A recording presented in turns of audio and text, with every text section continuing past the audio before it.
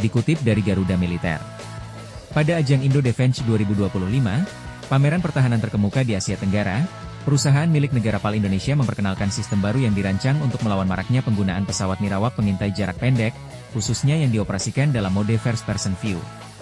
Perangkat ini, yang dihadirkan dalam bentuk senjata yang ditembakkan dari bahu, dimaksudkan untuk menyilaukan atau mengganggu sistem optik pesawat nirawak tersebut dengan menggunakan sinar laser berkekuatan tinggi.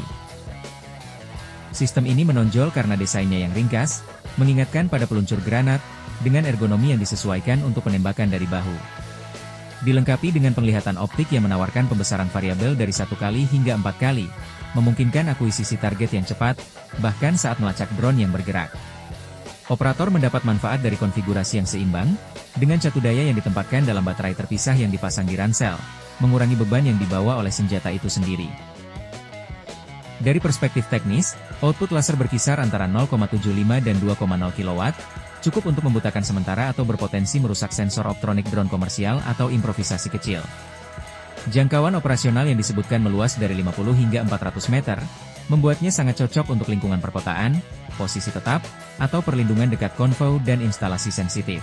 Sistem ini dikalibrasi untuk menyerang target udara kecil dengan dimensi sekitar 15 cm sampai 20 cm, yang sesuai dengan ukuran khas drone FPV yang diamati dalam konflik baru-baru ini, termasuk yang terjadi di Ukraina dan Timur Tengah. Berat senjata ini bervariasi antara 4 dan 4,5 kilo, menjadikannya sistem yang benar-benar portabel.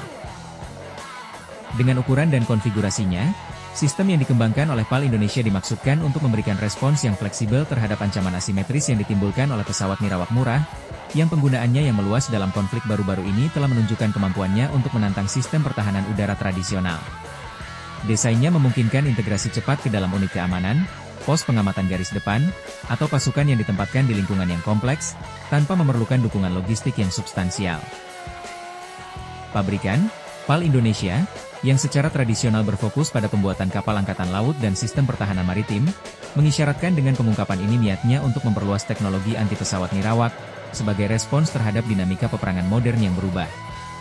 Meskipun belum ada pengumuman resmi yang dibuat mengenai pengadaan oleh Angkatan Bersenjata Indonesia, perkembangan ini sejalan dengan tren yang lebih luas di mana sistem energi terarah, khususnya laser, menjadi komponen integral dari strategi pertahanan jarak dekat.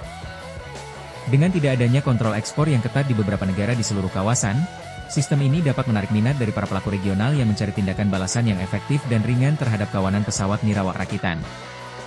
Peningkatan penggunaan sistem semacam itu mencerminkan evolusi dalam doktrin militer, karena Angkatan Bersenjata mencari solusi yang cepat dan hemat biaya untuk mengatasi penyebaran drone taktis.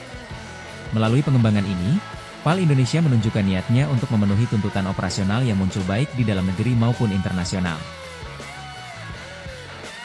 Terima kasih telah mampir di channel ini dan menonton video ini, dan sampai jumpa lagi di video-video selanjutnya. Bye.